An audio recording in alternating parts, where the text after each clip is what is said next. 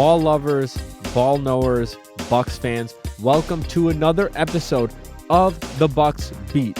I am Monis Khan, the editor-in-chief of Bucks Plus, the official podcast network of the Milwaukee Bucks. And every week, we'll be bringing you insights from the people who know the team best, the people on the beat.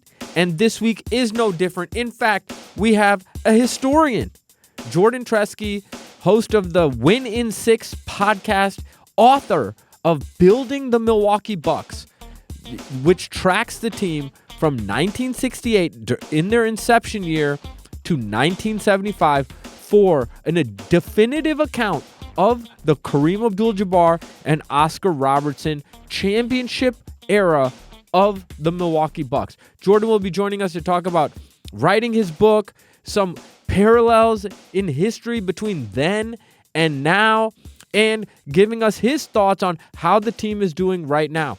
And we'll also be joined by Dylan Hunter Carter, the producer of the Here District podcast that you can listen to every week on the Milwaukee Bucks official YouTube channel. This week, we're joined by Monica McNutt on the Here District podcast, hosted by Marcus Johnson and Chris Johnson. And Dylan will be coming to talk about the story of the week. And the Bucks here, 25 games into the season, 10-15. Giannis gonna miss at least another week or 2 weeks or up to 4 weeks with an injury. And AJ Green just going out with an injury. So a lot up in the air for the Milwaukee Bucks. This is a turning point. And really encouraging play since he's returned from injury from Kevin Porter Jr. Ryan Rollins sort of looking to figure out how to play alongside him in the backcourt, but definitely a promising duo that is working on honing their game. This week, the next 2 weeks, games on Thursday and Sunday, both weeks. So a lot of rest, 4 days for the Bucks to rest. This week in particular, before they play the Boston Celtics on Thursday, a game that you can catch here on 620 WTMJ. So we're going to cover it all, what the team needs to do in order to get back on track. The Boston Celtics surging right now, a great opportunity for the Bucks to prove themselves and really show the world like they did last week against the Detroit Pistons. They went 1-1 this past week against the Detroit Pistons, the leaders in the Eastern Conference. So a lot left to prove, but the opportunity right there in front of them. It should be really exciting to see how the team can come together, reset, as Doc put it, reset during this kind of mini bye week that they get to enjoy during the season, go on vacation for a few days, come back into town, have some much needed practices, very rare practice opportunities for the Bucks to kind of coalesce without Giannis to right the ship for when he gets back. We'll be back with Jordan Treske and learning more about his new book, Building the Milwaukee Bucks, after this break. Welcome back to the Bucks Beat. This is Monis Khan, editor-in-chief of Bucks Plus, and you're listening to us live on WTMJ. We're very excited. I'm thrilled. This is something that I've been looking forward to since his book dropped. Jordan Treske, author of Building the Milwaukee Bucks. He's covering Kareem, Oscar, and the rise of the Milwaukee Bucks from their inception as a franchise in 1968 until the pivotal year in franchise history, 1975. So I don't know. We might get into spoiler territory, Jordan. I am really interested in all these different moments in Bucks history. So, but we can make sure if you're uncomfortable with that, kind of painting broader brushes. But Jordan, pleasure to have you on today. Thank you for having me. I'm thrilled to be here. And Jordan is doing a lot, guys. You guys can catch him on Win in 6 podcast, Talk of the Tundra. If you're a Packers fan, you can catch him on Talk of the Tundra all Packers season. That's all part of the Eurostep Podcast Network, GSPN. Our buddies over there at the Eurostep Podcast Network. So thrilled to have you, Jordan. I want to begin here, Jordan. What was the tipping point for you where, looking back at the early years of the team, it became clear to you that you were in too deep and that you were going to have to write a book about it? That is the best way to say it. In too deep. I certainly got really deep waters in there. I would say, obviously, it goes back to winning in 2021. There are a lot of things that just felt right, like round numbers. 50 years is kind of a big number. So you look back at what that was and where the Bucks were at the time versus when they won in 21, and then obviously it encompasses just the formation of the team and the return of NBA basketball in Milwaukee and the arrival of Kareem Abdul-Jabbar, Oscar Robertson, like all these things are just like exploring the Bucks that I feel like somewhere along the way, like the story kind of gets written. Everybody knows like the big moments, but with the book, I really wanted to kind of cover it in a way that we would do NBA basketball now, and like just go through it all and find like little tidbits here and there. And as much as it is about the big stars and superstars, you talk about Larry Costello, you talk about John McLaughlin or Wayne Embry, and those guys have as much to do with why the Bucks are what they are now in 2025, almost 2026, compared to 1968. And let's talk about Larry Costello, because this guy is a really fascinating character in basketball history. Obviously, the head coach of the Milwaukee Bucks for their championship team, their championship runs, 1974. Hate to break it to you, Bucks fans, the Bucks were in the title game in 1974 as well. But I want to ask you, Jordan, the wheels fell off pretty quickly for my guy Larry. Larry, many people may not know, and I don't know why they would know, but he was actually coaching the Milwaukee Does, a semi-professional women's team, after his tenure with the Bucks ended. Like, he went from being a championship head coach to like basically like the end of his, or close to the end of his career. How much of the team was just Kareem and Larry riding the coattails of Kareem and Oscar and the talent that the Bucks had kind of fallen into and Wayne Embry assembled? And how much of it was like Larry Costello being really good at his job?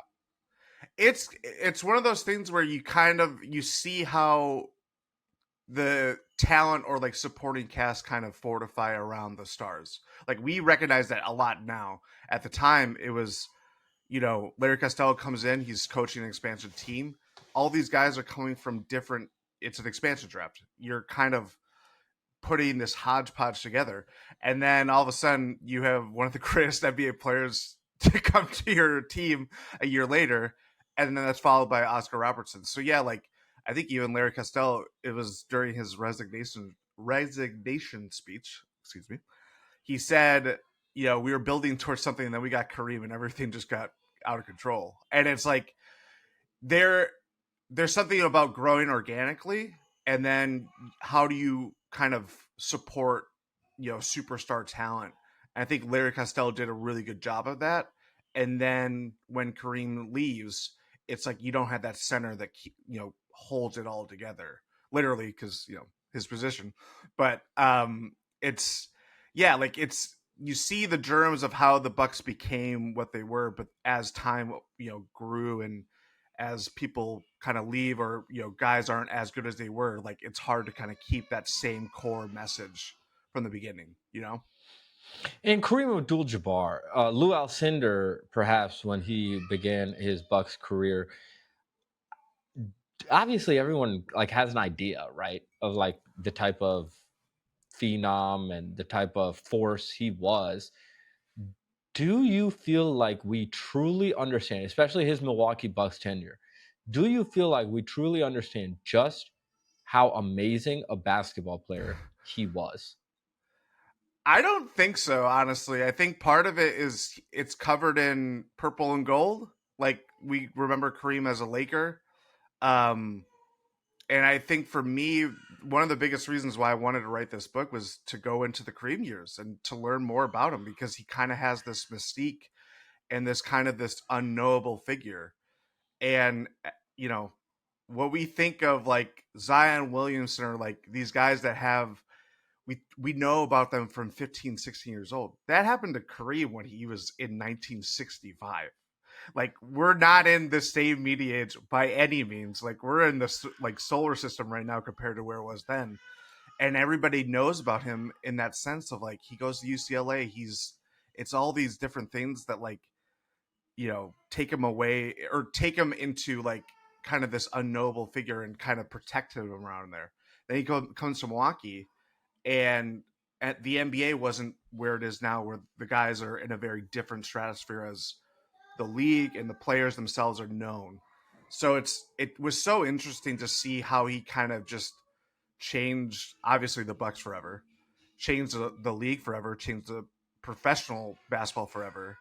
So yeah, I mean, there's so many different things that I loved about writing about Kareem, and I think for me, it's like just to know where he was at that time. I think explains a lot of why he eventually left Milwaukee, and it's as big of a story as it is, or as he is responsible for why they won in 71.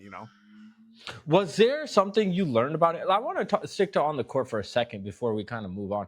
Was there something that a performance that he had or sustained that you just like saw that stat line box score and you were just like, I can't believe this? I don't know if it's any individual game per se. I just think it's like he played 6 years in Milwaukee. He won 3 MVP awards. Like it's just crazy to me, like what he did, where the Bucks don't have he wrote the record book. He wrote the record book. The fact that when Giannis passed him as like the scoring leader, and you're just like, yeah, like all these things were belonged to Kareem, and he only played 6 years, and there were 7 years of existence of the Bucks by the time he left. So it's like he was the record book, and Giannis passes him in such a definitive way, over time. But it still took him 8-9 years to get there. And it's certainly Kareem's playing every day. He's playing every minute in some seasons. Like that, I think actually that might be the most surprising thing is like these guys are playing with, what we'd probably view as like skateboard shoes, and they're playing all 48 minutes, and they're playing as deep as like 100 games a year. And that to me is just crazy, of like just the durability and the endurance of Kareem, why he, it took LeBron almost 20 years to pass him as the NBA scoring leader. This is amazing, and this is what we're going to get more of when we come back with Jordan Treske here on the Bucks Beat on 620 WTMJ. We'll be back after the break. Welcome back to the Bucks Beat. This is Monis Khan, editor-in-chief of Bucks Plus, and I'm thrilled to be joined by Jordan Treske, the author, among many things. He's a podcaster on Talk of the Tundra and Win in Six, but he's also the author of a new book, Building the Milwaukee Bucks, about the championship years, the formative years of the team from 68 to 75. And Jordan, I'm just wondering, if when you were writing this book, because it's almost as if what we are experiencing now as Bucks fans, or I would say the last 8 years as Bucks fans, since like 2019, 2018, when the Bucks like started winning playoff series, doing things that they hadn't done in a generation or two generations almost, winning playoff series. And so now we're, you almost are like, obviously fans expected, we haven't gotten out of the first round in a few years, but fans expect the team to be competing for championships. And the last time they were winning championships was that era, between 68 and 75, particularly 69 and 74. So I'm just curious, Jordan, like when you're looking back, are there parallels that you feel like you can draw between the past of that championship window of the Bucks and the present? I would certainly, I mean, obviously Giannis and Kareem are, they're right by each other in number in franchise history, but building around what their talents. And you bring in an Oscar Robertson, we make the parallels with the Drew Holiday trade at the more so the parallel where that team building was for both cycles. And then you kind of just look at like, well, if you're winning, that means you don't have high draft picks. It gets harder to find talent deeper in the draft. You get older because you're trying to maintain championship cores. And then just things kind of naturally, that's where the bad breaks or, injury dings or knocks to kind of hurt you. Like Chris Middleton, you can compare to like, I don't know, I'm not saying the same stature in franchise history, but like when the Bucks were lost to Boston in the 74 finals, everybody looks towards the Lucius Allen, losing him, this kind of integral starter. That was such a big thing at the time. that when they lose in 7 against Boston, it's like we didn't have that kind of piece to get us over the hump as other guys are getting hurt over that playoff run. So things like the natural cycle of these teams that when you get older and you're playing a lot of games, you're playing a lot of miles, especially players of that time, things like that happen. I mean, it happens with guys that are, look at last year's NBA Finals. Tyrese Halliburton doesn't have a lot of miles on him, but like a terrible injury happens to him at the worst possible time, and it changes that team at least going into the next season, for considerably. Well, you do wonder whether it changes the trajectory of what happened with the Bucks. It changed the trajectory of the team forever, and that is really what's at stake when you have championship aspirations and a few things go wrong outside of the team's control. No team is entitled to have health and win a championship. Yep. Very exclusively, rarely does it happen where you have all your guys, even when you do win. I mean, the Bucks won a championship with Giannis on one leg. I mean, it was a Herculean effort, but they faced tremendous adversity. They lost Dante DiVincenzo for the playoffs, who was a main core player, and they overcame that adversity and they won. And that's what teams have to do. But sometimes that adversity can win. When you lose a Lucius Allen, and I want to talk to you about this, spoiler alert, Kareem Abdul-Jabbar requested a trade from the Milwaukee Bucks and became a Los Angeles Laker. Do you think that had to do with what was going on the court, or what was going on in Kareem's personal life, or what he wanted out of his personal life, and how much of, because he said he like kind of in his public statement he's like, this is about my personal life, like this is not about basketball, this is not about Wayne Embry, this is not about the team, it's about like me as a person, and I just can't be me in the mill.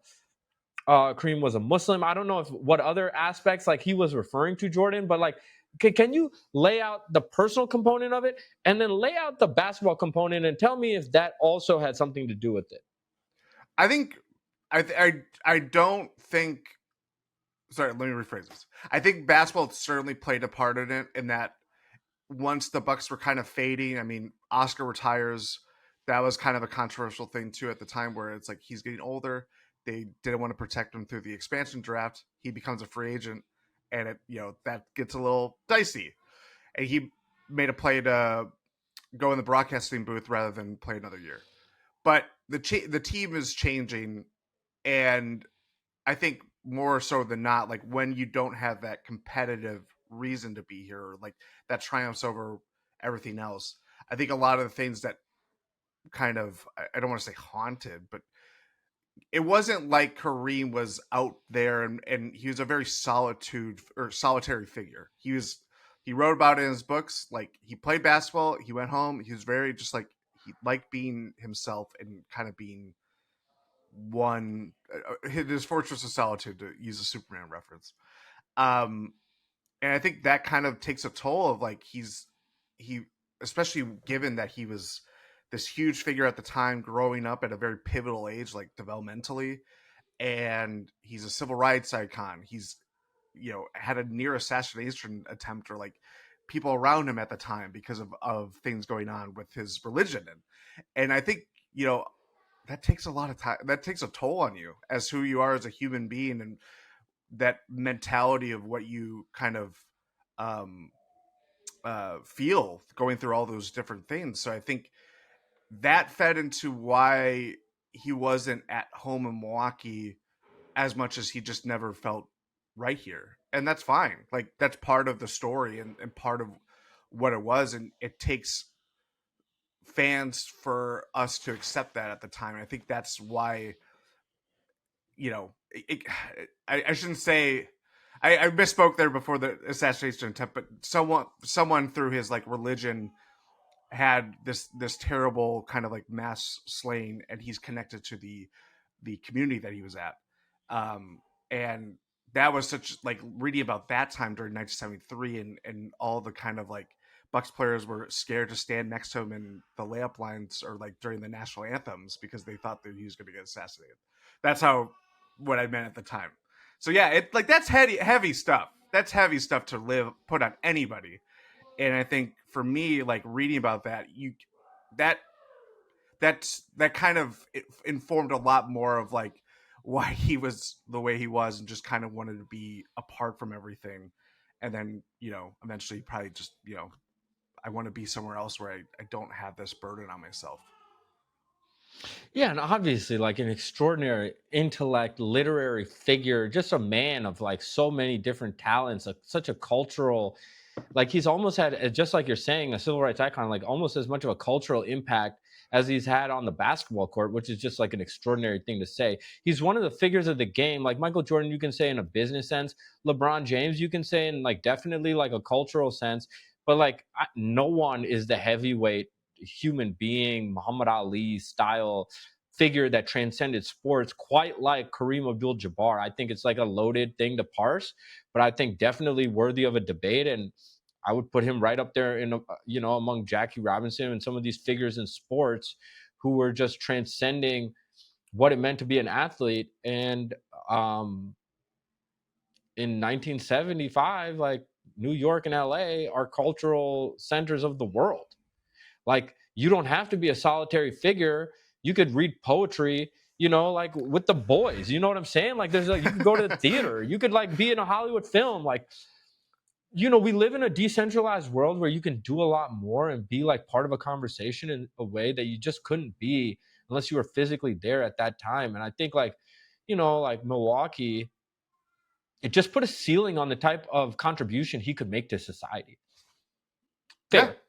I think that's fair. Absolutely. And look at him recognizing that and saying, you know what, like I have a bigger purpose in this life beyond the game of basketball. And if I want to realize the impact that I can have on the world, literally the world, the earth, and all of its inhabitants, he inspires like literally billions of people. So it's like, so yeah, you got to go sometimes to a bigger stage and a bigger place where you're around the forces of culture that shape the world in order to realize that purpose of yours. So I really appreciate that, Jordan. We're going to be right back. We're going to catch up with Jordan because we're having such a fun conversation. This is really amazing. You guys are really getting a sense of just how informed and singular his book is, Building the Milwaukee Bucks. We'll be back more with Jordan Treske here on the Bucks Beat after the break. Welcome back to the Bucks Beat. I'm so excited to be here with author and podcaster and great guy Jordan Treske, author of the book Building the Bucks, about the team from its inception in 1968 through its kind of first championship window in 1975. Jordan, I want to kind of bring us back into the present. 74, 75, this is like kind of spoiler alert territory. It was kind of surprising, like given how much of a talent that Kareem Abdul-Jabbar was.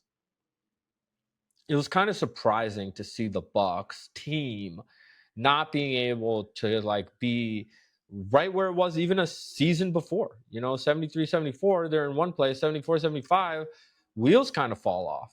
And you're looking at a juggernaut. You said 3 MVPs in 6 seasons.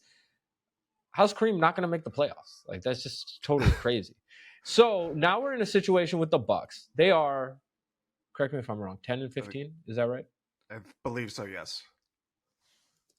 And so we're in a situation. I mean, this is like, you're 10 and 15. You're 25 games into the season. All right. And if anyone believes Shams, which I don't know, like it's a Rorschach test for how people feel about reporters or bias about the team. But like, if anyone believes in, like, this was kind of like what we could call like the observation window that he was reporting on. And if when we're 4-1, we're like, look at our observation window 5 games into the season. When you're 10 and 15, 25 games in the season, you're like, oh, yeah. I hope Shams, the worst person I hope he's not right about this. So Jordan, what do you think needs to happen to salvage this season? Do you feel like the Bucks can turn it around? I mean, it doesn't help that injuries are plaguing this team. Giannis is obviously the biggest one, but AJ Green knocks his shoulder trying to dodge a screen on Friday night, and it's not, we don't know he didn't play against Detroit, and it sounded like Doc's comments after the game were very kind of like, the imaging's better than what we thought, but it's still not great. So that doesn't help. That's kind of obviously your best shooter and a huge spacing threat. Kevin Porter Jr. has been really good, but even like he had back sends by the end of the Washington game, and we saw how that result turned out. Like it just feels like this uphill climb that it's not even just about guys getting back. It's about obviously playing, sustaining their level of play, and it's just like you see pieces of a good team, you see pieces of things working, and you see how it could work and why they went so, I guess, aggressive in building the team now with getting Miles Turner over the offseason and kind of like moving on from the Damian Lillard era, because obviously he was just going to hang around the team. But you have the team where you have it now, and it's like I don't know if they have that piece. Like, is it through a trade? Is it not the big one, but is it through like kind of things where helps the team getting more ready-made contributors where you don't think, or we thought they had more depth than they have, and that's hard to kind of make those moves on the margins continually to try to shake it in a way where it's moving in a positive direction. So I'm not trying to shrug my shoulders or anything like that, but it is just like how many more bad things just kind of have to get in the way of like getting guys on the court and just like having continuity and playing in a positive direction that I don't know if they have, unfortunately. And, when it comes to moves around the margins, you only got to look back at the trade deadline last season where you get Jericho Sims for DeLon Wright. You get Kevin Porter Jr. from Marjon Beauchamp. So what I'm saying is, now I think it's safe to say, obviously KPJ, just stuffing the stat sheet in a way like it's just stupefying. I mean, this guy, it feels like, has not only taken a leap, but like just become I don't know, like a really, like, I don't know. It's a very small sample size. Maybe we're victims of small sample sizes, but like 27-7 and, like just like not a lot of guys, not even Damian Lillard has done that next to Giannis. Like Damian Lillard was a 25, 7 and 5 guy. Like Kevin Porter Jr. is doing something that, and he's not even playing with Giannis. It's very complicated to say, but one can wonder, like, is this guy the real deal? But we technically don't even know that. Like, he can even play like this, and skepticism, I think, is still fair, until the team starts winning games. And Jericho Sims, who, like, if I don't know what the rest of his NBA career or season even looks like, but, I mean, he's getting on the floor. Guys who were not getting on the floor were traded for guys who are getting on the floor, who are young players, who are showing they might be contributing players, valuable players. Guys with Jericho Sims' skill set have made positive contributions to winning teams. So I think like you could say like, hey, we don't even know if these guys are good. I would say that I think that these guys could definitely be good. They could definitely be building blocks, and they came from guys who were not contributing to the team, and now they could even contribute to a winning team. So I think in fairness to John Horst, who has kind of created something out of nothing a few times in his career in historic fashion, I think that still, those moves can still be made. And at the end of the day, if the team's not healthy, then I think the expectations kind of need to self-correct anyways. I'm just wondering, Jordan, like, one article, I don't know if you caught it, Baxter Holmes or at ESPN. Yeah. He wrote an article about Sam Presti. And Sam Presti loves himself Robert Caro. And guys, I don't know if you know Robert Caro. You got to read him or audiobook him. I audiobook him. You got to audiobook him or read him to believe him. This guy is like, Sam Presti is obsessed with this idea of turning every page. So like, I'm personally in the first book, and I have been for like a decade, but I love it. It's weird that I haven't finished it, but I love it, and I'm obsessed with it. It's just, it's a 45-hour book, the first Lyndon B. Johnson book. So you kind of like, you lose track of time and stuff. But I really enjoy it.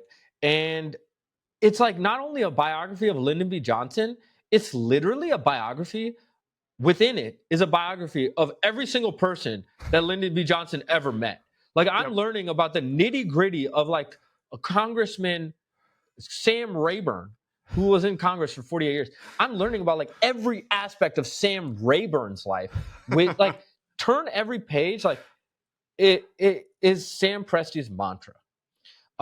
That's just one example. I could go on about Robert Caro. I highly suggest him. Rest is History is a podcast I'd never heard of, but just won Apple Podcast of the Year award. Yeah. I've been a fan of Hardcore History with Dan Carlin. Jordan, you wrote this book. Do you feel like history is making a comeback? It feels like people have a real appreciation for history right now. And have you always been a history buff, or is this something new? I honestly do think it's part of it is just writing about the Bucks, and when I started writing about it at Behind the Buck Pass more than 10 years ago now, which is just crazy. It's like when the offseason would come, we would always look around and be like, well, what are we going to write about? Like, we have months to write about things that, news is going to happen every day. And you kind of look back and you're like, why don't we just look back at the team's history and see what emerged? And there's so many. It's an NBA team, and it's a way to look at like where the team was and the players that make it responsible for why the Bucks are a franchise, a team, why we root for sports in the first place. But for me, it was kind of when the Bucks won in 21, and I already was in that headspace, is like I wanted to kind of look at life at that time. And it's one thing, and I love Basketball Reference. I love going through like people's players page, and you see like this is what Marcus Johnson did in 1979 and 80, or like guys of past Bucks teams. The thing for me that like I can't get enough of is like, what does that mean at that time? What does that mean for the Bucks to kind of come into the NBA in 1968? And what does that mean for Milwaukee at that time? They lost the Braves a couple years before. There's no professional sports. The only thing that like we had in Milwaukee was the Packers playing 3 home games at County Stadium way back when. And so for me, like that's the stuff that you hear from like your grandparents or your parents of like that kind of like keeps everybody going and why it was such a rallying cry at that time. So that's where I like marrying like how we would cover the Bucks at this time and how people did back then. I'm not knocking them at all, but you do it in a way where we have the retro, like the hindsight, I guess, of like seeing how it affected everything and what that meant culturally. And that's really hard to do.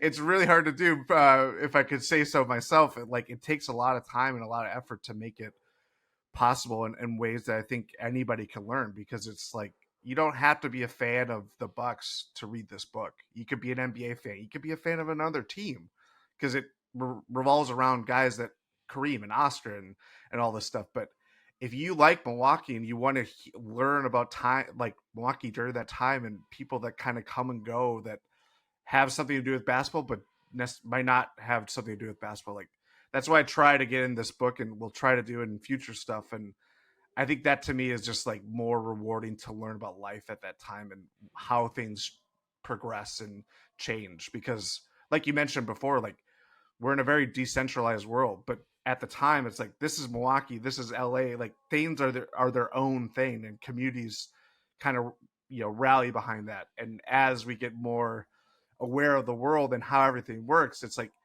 you don't necessarily lose those things because it is just how everything else works, but you're aware that like it's not so unique to your own community, if that makes sense.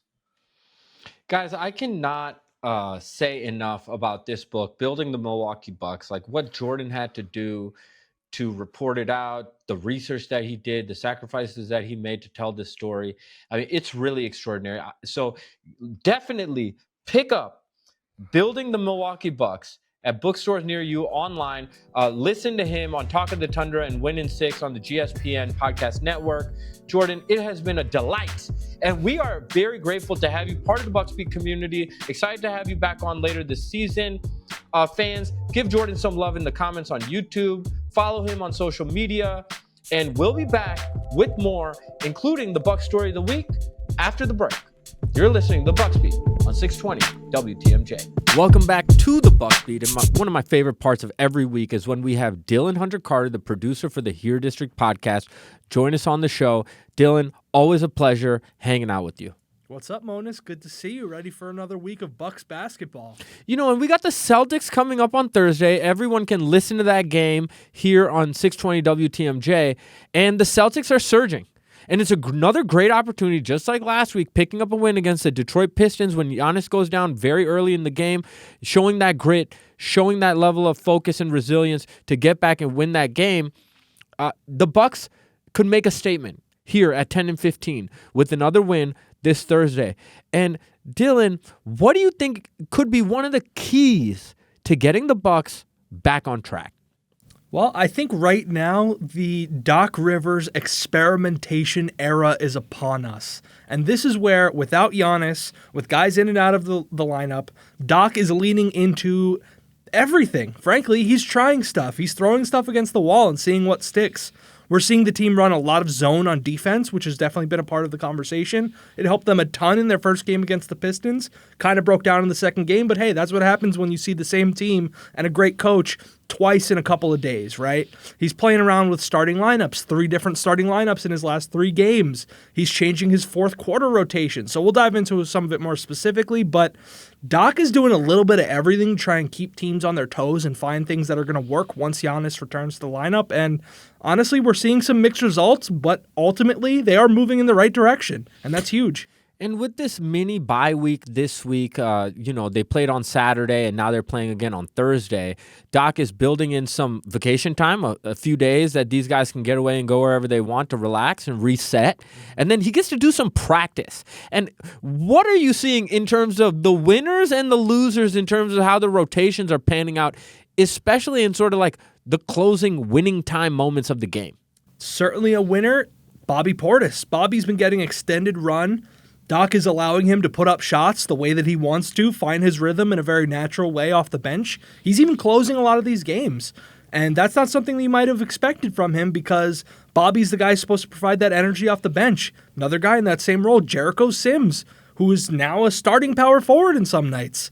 He's popping in. He's closing games. Doc wants that role presence. He's been a big riser, big winner. He had a career high 15 points the other night against Detroit, and he's just building on this momentum. Unfortunately, if we have to crown someone who is maybe losing out on this kind of time period, Miles Turner. He has not been part of a lot of these closing lineups. He hasn't been playing a ton in the fourth quarter. As a matter of fact, he's playing the fewest minutes that he has basically in his career in the fourth quarter right now. And that's because Doc is going with a different look because they're able to get a different energy when they have a roll man at the 5 versus someone who's going to play more of a pick and pop role.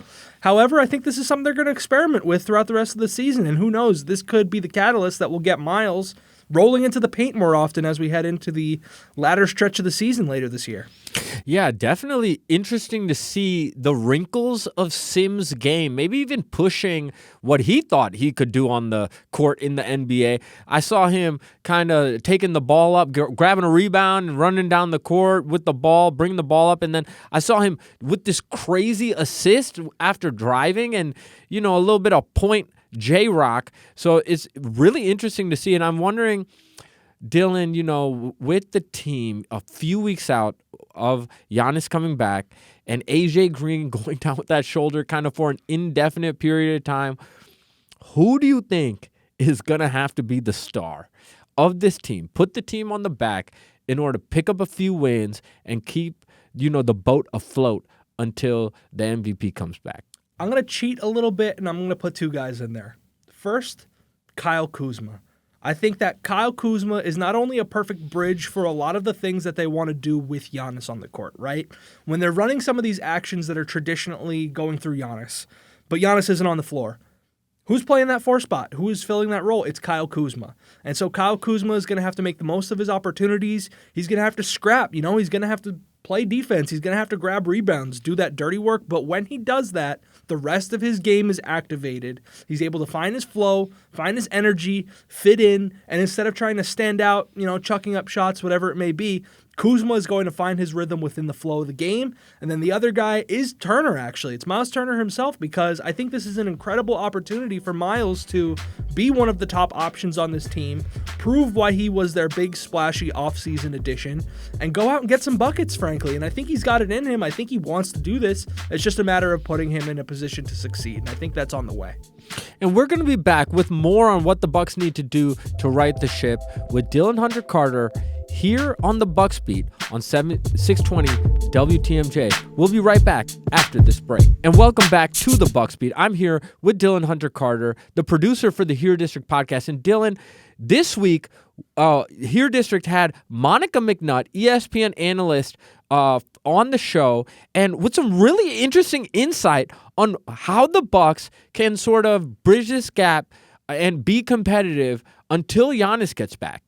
Absolutely. Monica was a fantastic guest. Glad to have her on Here District. She gave some incredible insights about how she thinks that this team can win. And part of that has to do with finding their identity in the little stuff, being gritty on defense, fighting, making teams know that when they come to Milwaukee or when they face the Bucks, they are going to have to scrap and claw for every bucket, for every rebound, playing scrappy basketball, forcing turnovers, getting out in transition. These are just some of the hustle stats that are going to help separate Milwaukee as they try to punch their way back into the playoff race. Obviously, injuries are a big factor, but you don't need your best player in order to be a scrappy team. And that's what's really going to have to be their identity to finish up our calendar year, turn the page on 2025, and get ready for a major push in 2026 to show the team, show the world that they can compete in an Eastern Conference that is sitting there for the taking. They've shown that they can beat top teams in the Eastern Conference. With Boston coming up, this is another opportunity to prove that. And it'll be exciting to see how things conclude. Dylan, obviously, very exciting week on Here District. How can our fans go and check out that episode with Monica McNutt? Here District is available anywhere you get your podcasts, whether that be Apple, Spotify, or any other platform of your choice. It's also available on @BucksPlusAudio across social media. Go ahead, check out the content there. And of course, on the Bucks official YouTube channel. And this was a great episode with Dylan, with Jordan Treske. Check out his book, Building the Milwaukee Bucks, about those early Bucks championship years. And we'll be back next week, 8 to 9 p.m., here on 620 WTMJ. You're listening to the Bucks Beat, and we'll see you next week. Have a great one.